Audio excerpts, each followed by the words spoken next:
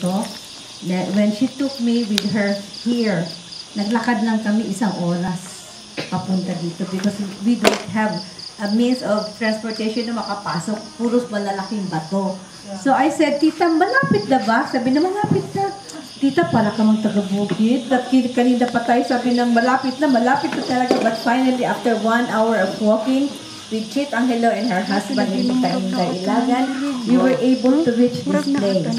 So we climbed on this grotto, and when I saw the face of Mama Mary and she was glowing, and then parang nagsasabi siya, welcome, at least may nagbisita sa akin. So sabi ni Tita Sonia, you can go up and embrace her. Talaga? So I said, okay.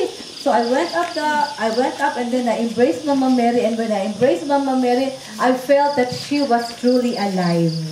When I embraced her, I said, Mama Mary, how beautiful you are. And I'm sure that we will be able to bring many people to come here to visit and pray together because I felt that she was really, truly happy.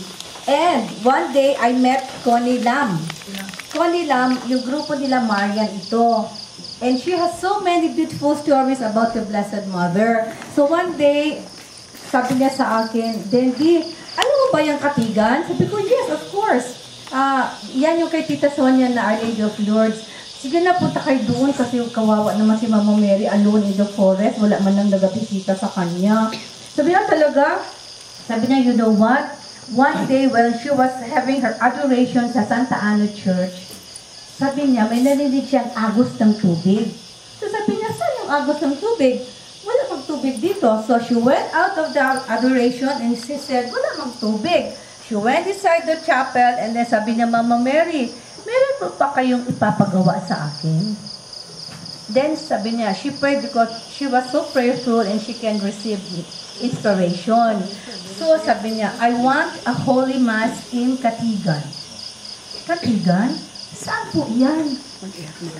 At saka, sino po ang pari na papayag? Baka sabihin, wala na, going ganun na, na paano daw niya nalaman na si Mama Mary yung naghahingi ng prayer ng Holy Mass. Sino po ang sasabihan ko?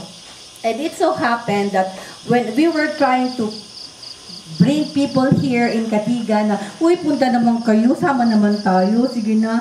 So one day, two of the catechists of St. Jude attended the prayer here. Then sabi niya, ano yung mga bote at saka jug na dinadala yung tubig? It is a healing water. But of course, it depends on your faith. Even you bring many jug of waters, but there is no faith, and how you pray comes from your heart, not from your lips. Sabi niya, sige, magdala kami kasi si Father Liboy na aksidente. Nag-turtle ang kanyang motorsiklo, nabasag yung kanyang skull, and he was really on the verge of death. So sabi niya, sige, magdala tayo nitong litro, ugasan natin yung litro. In short, they visited Father Liboy in San Pedro Hospital, and then sabi niya, Father, pahugasan natin yung ulo, tapos inumin mo, Father, kasi healing water ito from Our Lady of Lourdes. And Father also, syempre, as a priest, and sabi, sige. So, pinahugas ng nurse yung kanyang ulo, pinainom yung tubig, on the 3rd day, gumaling siya. So, he was the first person in a priest who was a witness of the healing water of Our Lady of Lourdes here. So, pag sinabi ka agad ni going back to Connie, sabi niya, sino po ang sasabihin ko dito, Father, na maniwala? Sabi niya, Mama Mary, go to Father Liboy. Ay, kilala ko. Father Liboy, yung parish priest sa St. Jude.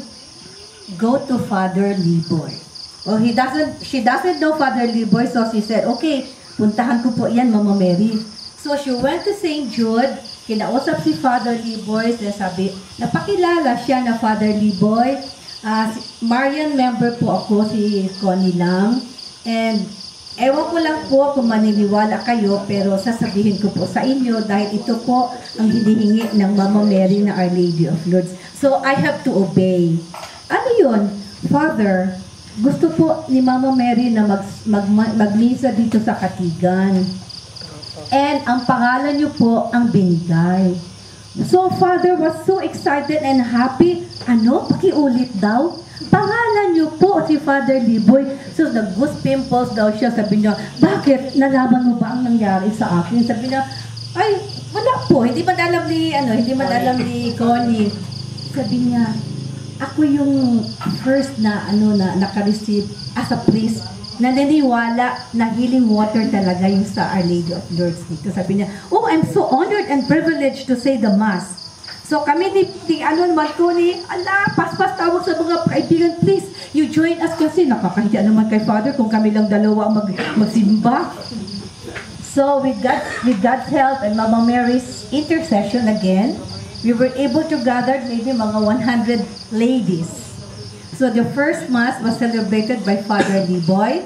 Then the next Mass was Father Nards Vicente at saka yung ibang priest niya. And so itong si Connie Lam, they promised as Marian devotees to the Blessed Mother every dawn on the 13th day of the month. They are here at 3 a.m.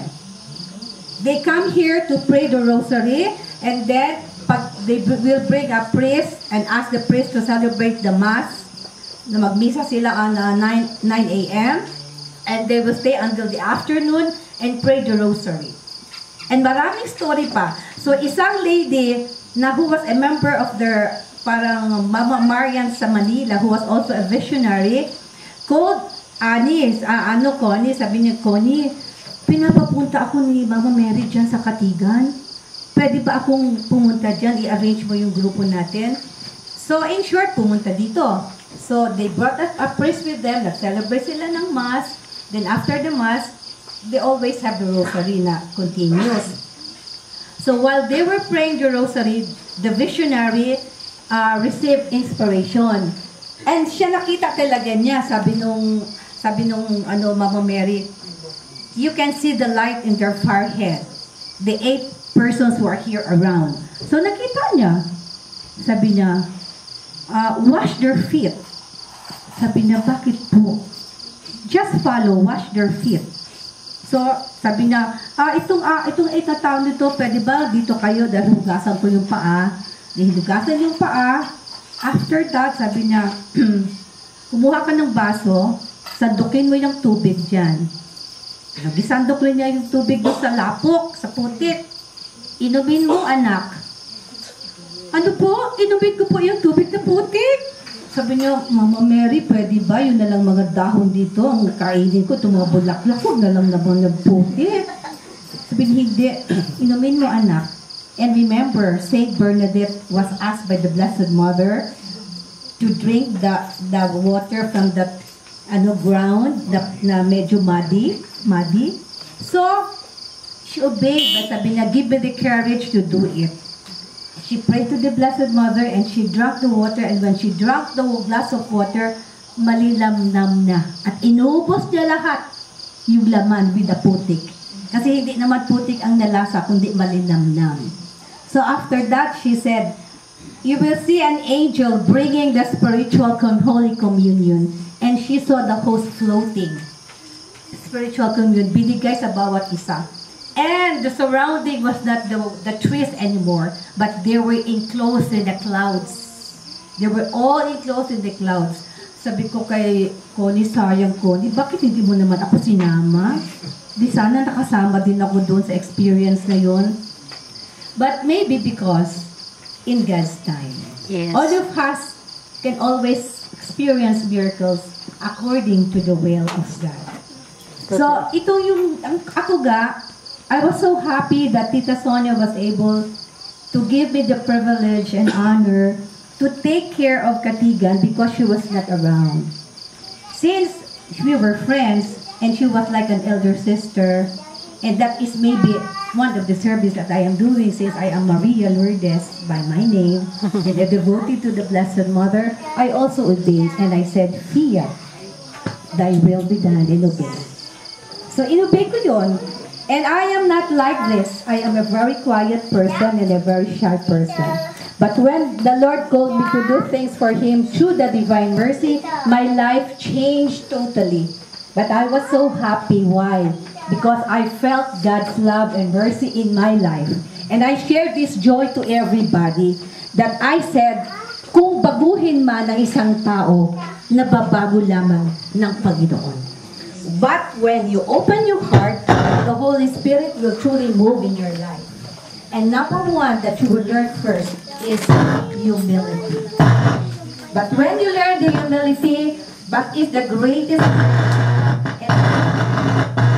and I am a witness to that.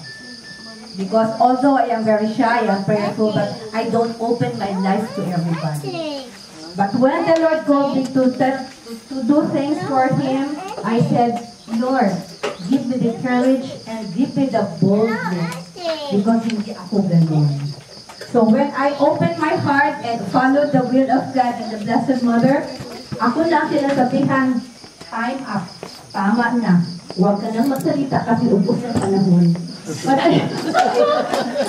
So, yun nga ang nangyari sa buhay ko. But I never stopped talking about Jesus and Mama Mary and sharing all the beautiful things that happened in my life. Walang hiya na, makapal ng muka. At natuto lang manghingi. Na walang, well, magsabi yung husband ko, takot yung tao pag may hawak ka na envelope. Kasi parati ka nang hihingi. Sabi ko, I don't care. I don't care what the people said. Naging numb na ako. Because I am not asking for myself. I'm asking for the goodness of this world and for the goodness of people to who needs our help. So yan ang ma-share ko sa ating lahat na huwag tayong mahiya. Kasi we are doing things for the Lord. And how can we truly tell people that God is truly alive, that Mama Mary is truly alive? By making them see what God and Mama Mary changed yourself. Hindi sa ating buhay. But we do it simply, but we do it with humility, and we do it just as God wants us to do. We don't need millions, but we only need our faith and our trust, simplicity, and humility. That's all. So I just want to tell everybody that this place really is a beautiful place. And sabi nga ng isang visionary, that this place will be the second Lourdes here in the Philippines. If there is a Lourdes in Europe, then we are honored and we are so blessed that this is the Lourdes that Our Lady has promised all of us. So all of us will truly be a witness kasi marami pa akong storing miracles na nangyayari. But maybe some other times. And thank you so much for giving your time, listening to my Thank you, Father. Thank you, Sister Dendy Bendico. Yes pala. Can I just make habol also, ha? Since I was the past coordinator ng Divine Mercy for 7 years, I thought naka-relax na ako. But of course, nahuli na naman ako. And I am now helping the St. Padre Pio prayer group of Davao del Sur, which my husband belongs to.